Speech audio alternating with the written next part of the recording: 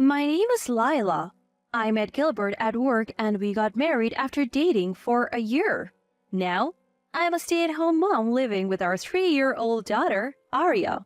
I'm in my late 30s, but thanks to my energetic Arya, I feel more physically fit than before. Honestly, that's what keeps me going these days. Ever since Arya started preschool, I've been on the receiving end of Natalie's harsh treatment.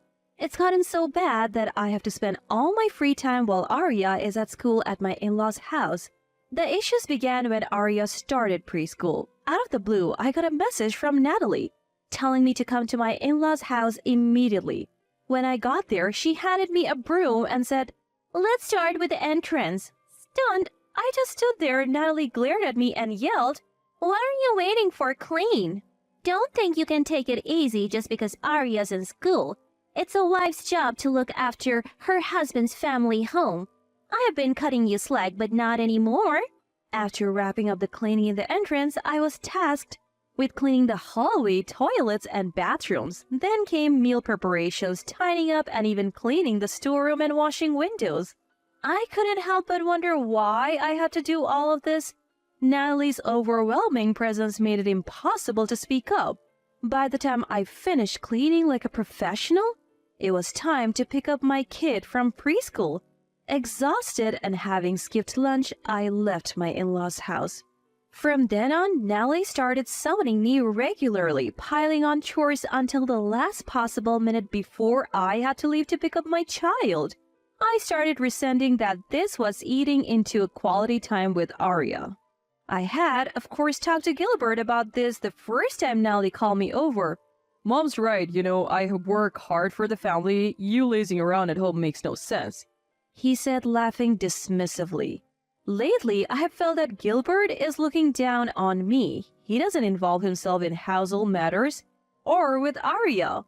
"We can live because I'm earning money," he keeps telling me, ordering me around. Worst of all, he once smirked and said, "If you don't listen, I can cut down the living expenses, I have thought about divorce multiple times, but considering Arya, I couldn't take that step.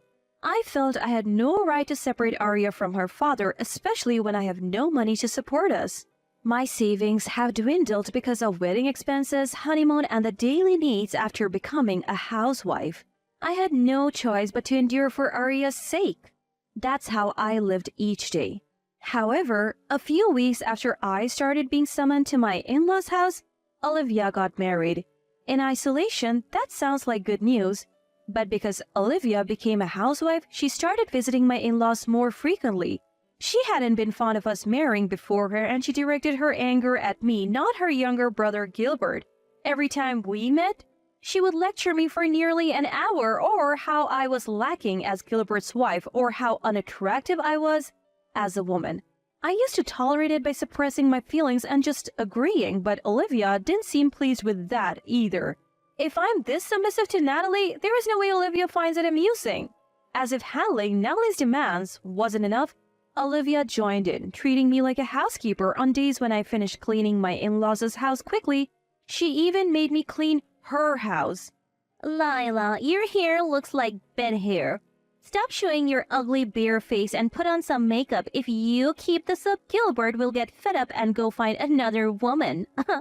After dropping off Arya and rushing to finish the errands, I arrived at my in-laws' house. Olivia was waiting to ambush me at the entrance. "If only you were having an affair, life would be so much easier," she said. I couldn't help but think how true that might be.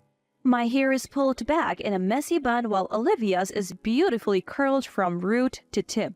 Her makeup is flawless and her nails are perfectly manicured. Her husband works at a top-tier company, and it's evident that they live comfortably. When was the last time I went to a beauty salon? I can't even remember. I've been putting off getting a haircut for a long time. Neither time nor money has been on my side. On the days when Gilbert is away, I sometimes get called to my in-laws' house. They never kill me over when he's around, so Gilbert must be in on it. Each time I leave Arya with my parents and head over to my in-laws' place. I have become increasingly distant from the people around me, but I still keep in touch with Ketelin, a colleague from work. Caitlin has been my friend since before I started dating Gilbert, and she's always been a good listener. But I can't bring myself to talk to her about my current situation. So when I received a surprising message from her, I was momentarily stunned. Long time no see, just left a party, and Gilbert seems to be a great dad. He does the cleaning and laundry and is very involved in childcare.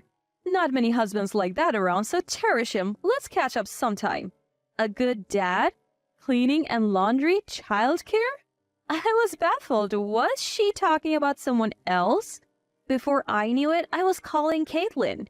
Curiosity got the better of me, and I wasn't even thinking about the late hour or her convenience. Hi, it's unusual for you to call this late. Is Arya asleep? Hearing Caitlin's voice after so long was nostalgic, but that wasn't the last thing on my mind. What did you mean by that message? I got straight to the point. Huh? Is something wrong? Gilbert was bragging about it at the party. According to Caitlin, Gilbert had been boasting at the office party. During the week, I had come home to handle the cleaning and laundry, and weekends were for quality time with our daughter Arya. Gilbert used to help around the house when we first got married, but that changed once Arya was born. I have asked for his help multiple times, but he never lends a hand. In fact, he might have stopped helping long before Arya was even born. It's frustrating that Gilbert does nothing around the house. Is he really just lying just to get some praise? I feel foolish for enduring this. I am looked down upon by Gilbert, bossed around by Natalie and Olivia, and still I tolerate it. Overwhelmed by my feelings, I found myself tearing up while still on the phone with my friend Caitlin. What happened? Is everything okay? Startled by my sobbing, Caitlin immediately asked what was wrong. After hesitating for a moment, I decided to confide in her about Gilbert's attitude and the harassment from Natalie and Olivia. That sounds really tough, she said. Hearing those words, my tears flowed even more freely. Caitlin stayed on the line with me until I had calmed down. I'm always here if you need to talk, but seriously, what is he trying to achieve by lying? Anyway, it's getting late and you should get some sleep. Gilbert will be home soon, right? When I stopped crying, Caitlin said, "Take care," and hung up the phone. I realized an hour had gone by talking to her. I had a message from Gilbert saying, "The party's still going on, so feel free to go to sleep." Something felt off. Just like Caitlin said, why would he lie? Was it because he wanted praise? I couldn't really tell. That night, I couldn't sleep with all the thoughts going through my head. I woke up early than usual the next morning, and Gilbert still hadn't come home. My suspicions started to turn into certainties. Hey, sorry to call so early, but could you do me a favor? I called Caitlin and asked her something. 3 months had passed since then. Life was still the same, being bossed around by Natalie and Olivia like a housekeeper, but it didn't bother me as much. Freedom was just around the corner. Knowing that made things easier. Today, just as I suspected, Gilbert told me he would be late coming home from an anniversary party. Don't wait up for me," he said, eyes glued to his phone and wearing his favorite shirt. To that, I mastered the biggest smile I could and saw him off with, "Have a great time. It's your fault we are unprepared for Christmas since you didn't show up on Christmas Eve. Get the preparations done now." When I greeted Natalie with a "Merry Christmas," she yelled back without any niceties, "Don't forget the roast turkey. It's not Christmas if I don't eat that." Olivia snatched the Christmas cake I brought and headed to the dining room, followed by Gilbert. They opened a bottle of champagne and cheered "Merry Christmas." Despite Arya not being with us because she was at her grandparents', Natalie and Olivia didn't say a word. I guess they didn't care. "Make sure to clean really well today. I'll even be extra thorough to make up for you not being here." As if it's not bad enough that my husband is already stressed from work on Christmas, now he has to eat that terrible cake. Make sure you prepare dinner before you go, too. Natalie and Olivia kept coming into the kitchen to make various demands. Still, I obediently said, "Okay, got it." Natalie looked a bit suspicious, but Olivia misguidingly said, "It's because it's Christmas," which almost made me laugh. By the time everything was done, it was almost evening. All three, who had been drinking since morning, were flushed. As soon as I said, "I'm done," my empty stomach growled. Natalie and Olivia burst into malicious laughter.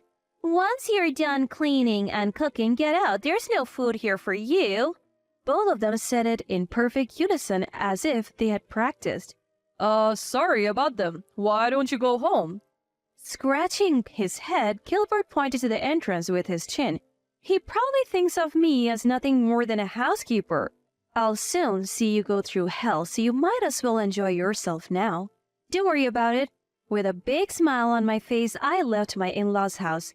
A few days later, I got a call. It was from Gilbert. I hadn't gone back home since Christmas and had been staying at my parents' with Arya.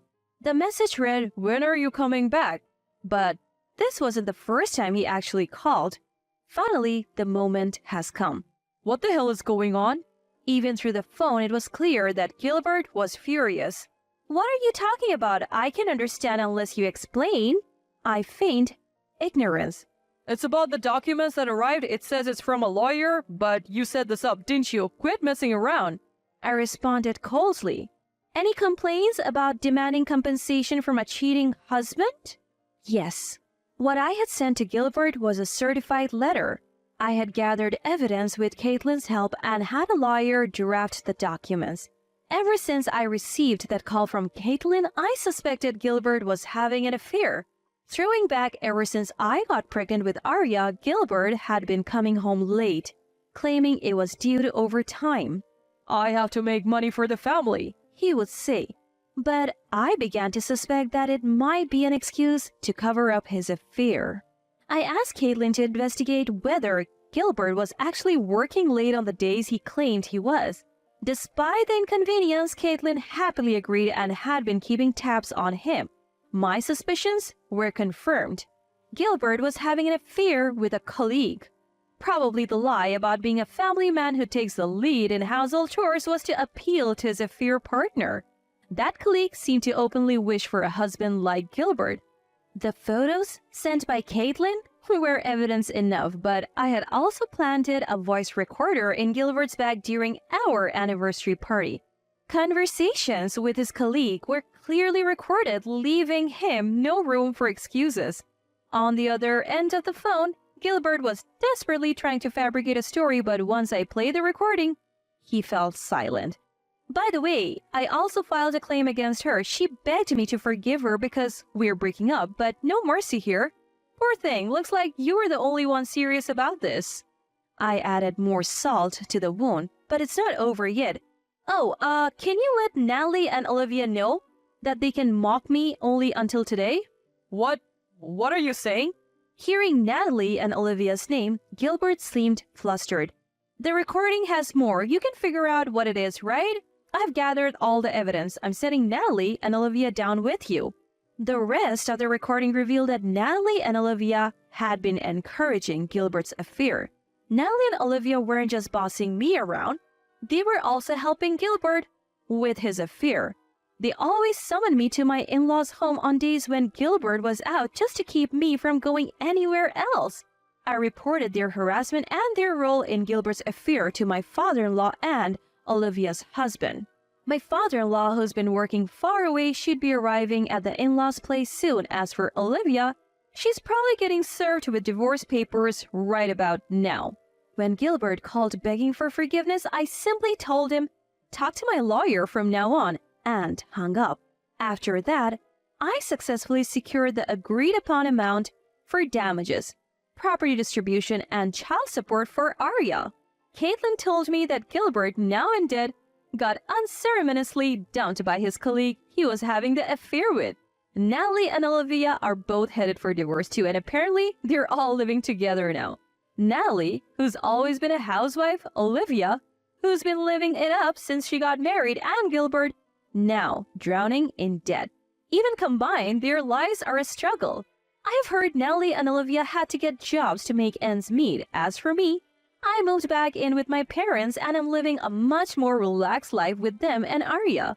Arya's grown close to my parents and now I can finally use the time and energy I used to waste on Nellie and Olivia for myself and my home. I have got some breathing room, both mentally and physically. From now on, I'm planning to make the most of my time with Arya.